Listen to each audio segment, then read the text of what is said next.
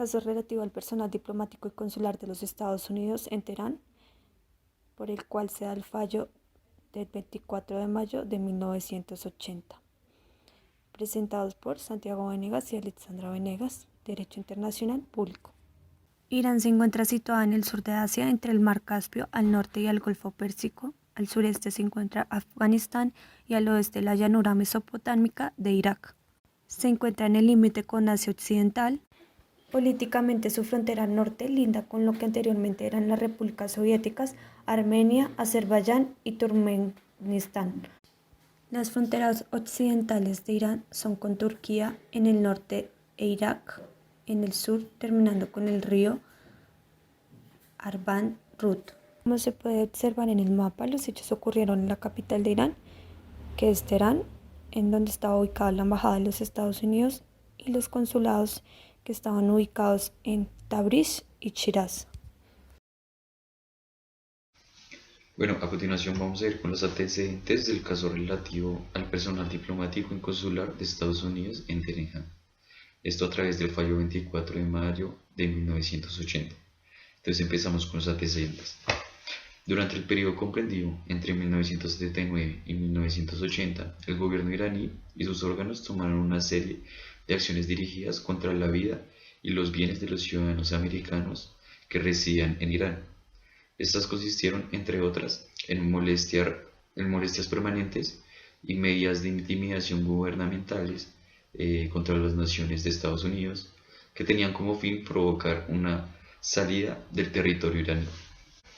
También se produjo el desconocimiento sin justificación legal de contratos concluidos con empresas americanas, así como la expropiación de masivas de compensación y restricciones de cambio destinadas a impedir la reparación de beneficios obtenidos por americanos y amenazas de cesación y cesaciones efectivas de exportaciones de petróleo hacia los Estados Unidos. Según los Estados Unidos, el conjunto de estas medidas constituía en una violación flagrante y repetida de numerosas disposiciones del Tratado de la Amistad firmado entre ellos en Irán en 1955, ya que tuvieron por resultado la virtual desaparición de todo derecho personal, contractual o real de los americanos en Irán y la práctica de desaparición de las relaciones comerciales entre ambos países. El 1 de noviembre del año 1979 se realizó una demostración en Teherán, en la cual participaron varios manifestantes, pero las autoridades iraníes expresaron que estas manifestaciones se habían desarrollado en calma. Sin embargo, en la mañana del 4 de noviembre, en el transcurso de otra demostración, donde asistieron más de 3.000 personas, las instalaciones de la embajada norteamericana fueron invadidas por un fuerte grupo armado. El personal de seguridad aparentemente no hizo ningún esfuerzo para prevenir el acontecimiento y los militantes se autodenominaron estudiantes musulmanes seguidores de la policía del imán. Todo el personal diplomático y consular, así como otras personas presentes, fueron tomadas como rehenes y detenidas en la embajada.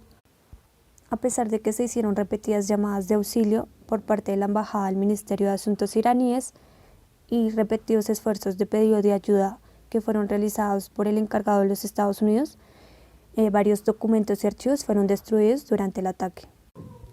En la mañana del 5 de noviembre, los consulados americanos en Tabriz y Shiraz fueron tomados. En esta ocasión, el gobierno de Irán tampoco tomó acciones de seguridad. Sin embargo, ningún miembro del personal fue tomado como rehén, ya que las actividades de estos consulados habían sido suspendidas.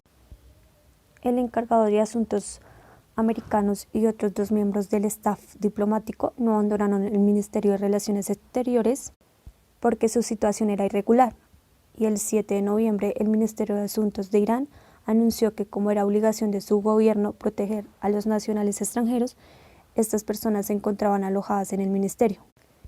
El 1 de diciembre, el nuevo ministro de Asuntos expresó que no se responsabilizaría de lo que pudiera suceder si abandonaban dicho ministerio. El 4 de diciembre aclaró aún más su posición, afirmando que tan pronto como abandonaran el ministerio, caerían en manos de la justicia iraní y que él sería el primero en demandarlos.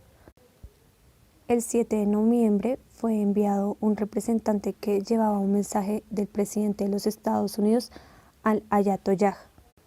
La radio de Teherán emitió ese mismo día un mensaje de Khomeini que prohibía a los miembros del Consejo Revolucionario y a todos los oficiales responsables conferenciar con los representantes norteamericanos, a menos que el Shah fuera devuelto a Irán y se garantizara el cese de espionaje contra su movimiento por parte de la embajada americana.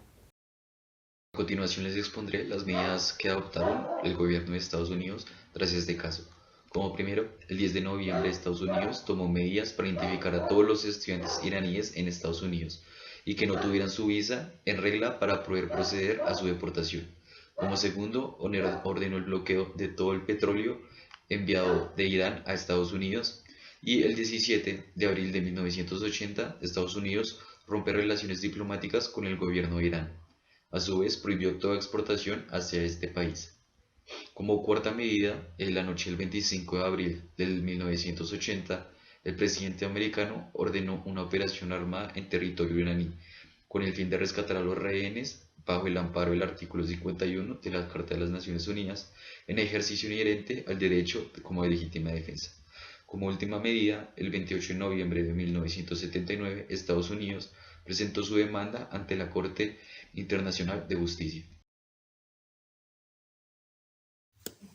Procedimiento ante la Corte. El 29 de noviembre de 1979, los Estados Unidos incoaron actuaciones en contra de Irán por el caso derivado de la situación de su embajada en Teherán y sus consulados en Tabriz y Chariz, así como el secuestro y la detención en calidad de rehenes de su personal diplomático y consular en Irán y el de 2 ciudadanos estadounidenses.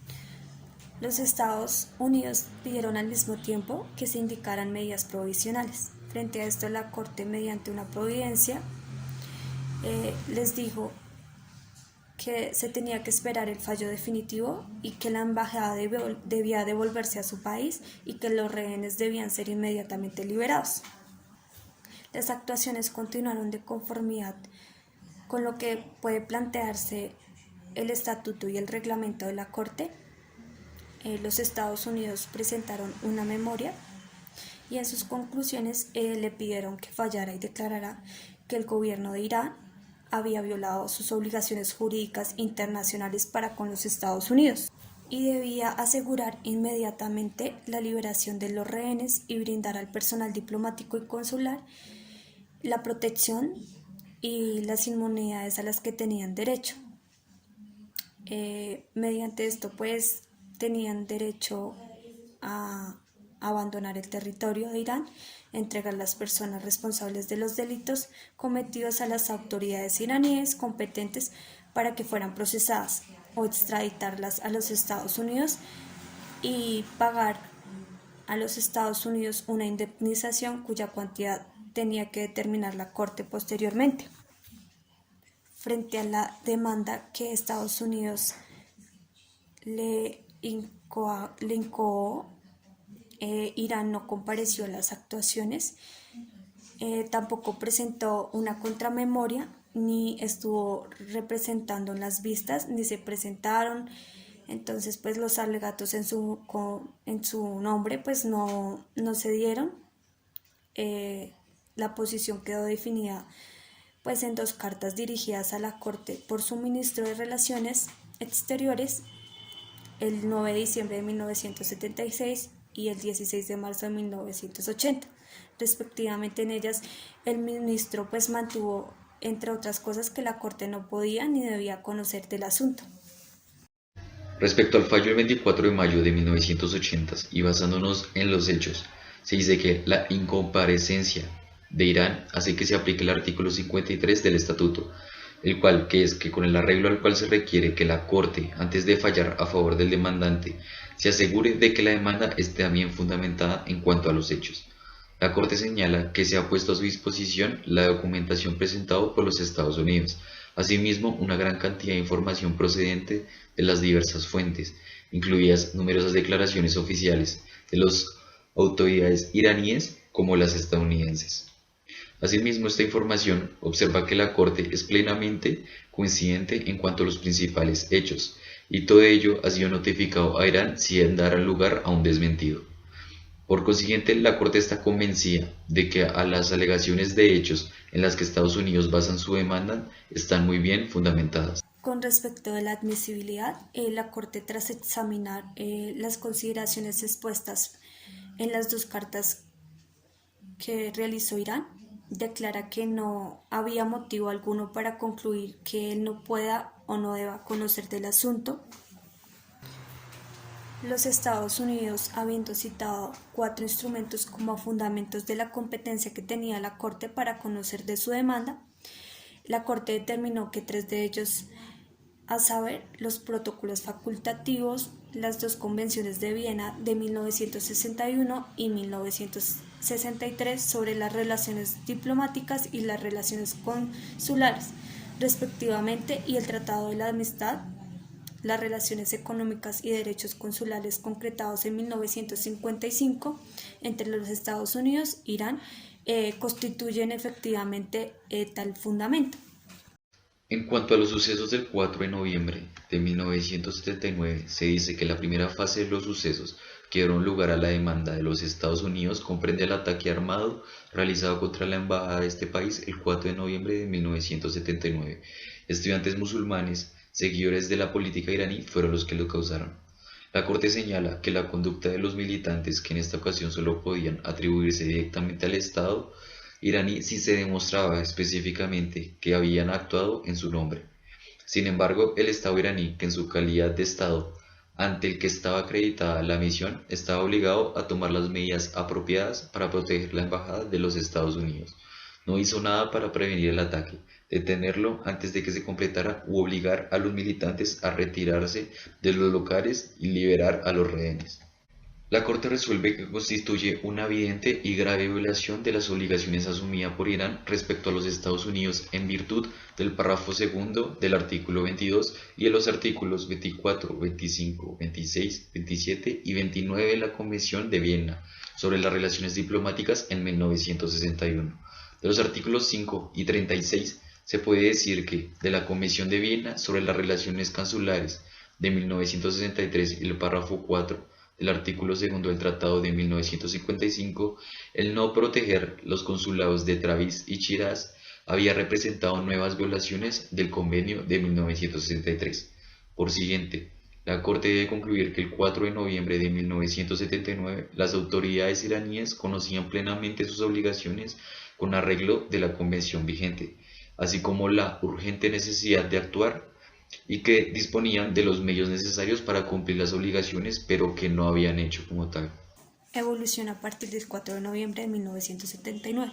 Constituye la segunda fase de los sucesos en la cual se basa la demanda de los Estados Unidos, que comprende toda serie de hechos que ocurrieron después de la ocupación de la embajada por los militantes, aunque el gobierno iraní estaba obligado a tomar las medidas apropiadas para poner fin a la transgresión y la inviolabilidad de los locales y el personal de la embajada y a ofrecer una indemnización por los daños, no hizo nada de esa índole. El propio Ayatollah Khomeini proclamó el respaldo por el Estado iraní de la ocupación de los locales y la atención de los rehenes.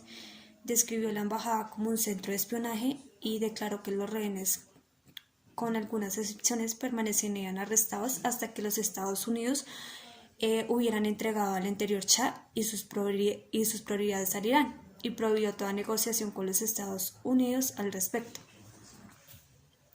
La decisión de las autoridades iraníes de que continuaran con la ocupación de la embajada y de la detención como los rehenes de su personal dio lugar a repetidas y numerosas violaciones y las obligaciones convencionales de Irán, además de las ya cometidas en el momento de la ocupación de la embajada, como la Convención de 1961 en sus artículos 22, 24, 25 y 27 y 29, y la Convención de 1963 en su artículo 33 y entre otros tratados de 1955.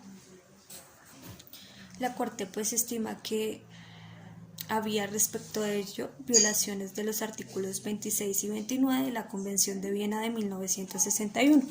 Vamos a hablar de la posible existencia de circunstancias especiales en este caso.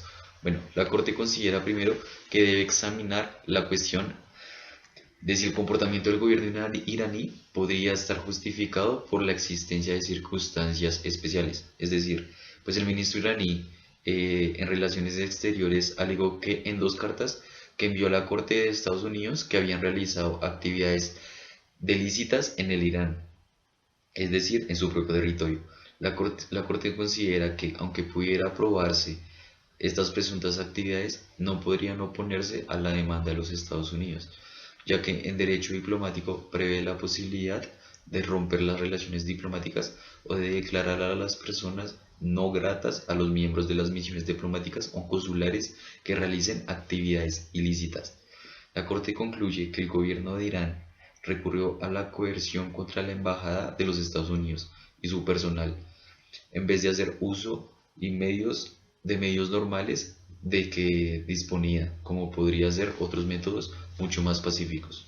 Responsabilidad internacional. La Corte decide que Irán, al cometer sucesivos y continuados incumplimientos de las obligaciones que le imponía la Convención de Viena de 1961 y 1963 y el Tratado de 1955 y las normas aplicables a derecho internacional, había incurrido en responsabilidad hacia con los Estados Unidos, y como consecuencia de ello, el Estado iraní estaba obligado a indemnizar a los Estados Unidos por los perjuicios causados.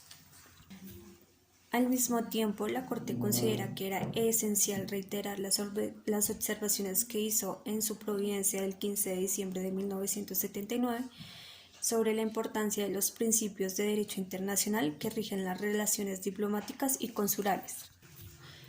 La Corte, tras resaltar la particularidad gravedad del caso, derivada al hecho de que no eran individuos o grupos privados los que estaban desconociendo la inviolabilidad de una embajada, sino el propio gobierno del Estado ante el que estaba acreditada la misión. Bueno, vamos a hablar de la operación realizada por los Estados Unidos en el Irán los 24 y 25 de abril de 1980. Bueno, con respecto a la operación realizada en Irán por las unidades militares de los Estados Unidos los días 24 y 25 de abril de 1980, la Corte manifiesta que no puede por menos de lamentarla, es decir, que tiene que señalar que una operación realizada bajo estas circunstancias por cualquier motivo o fuerza ha de menoscabar el respeto de procedimiento judicial en las relaciones internacionales. Sin embargo, la cuestión de legalidad de esa operación no puede influir en la evaluación de comportamiento de Irán el 24 de noviembre de 1979.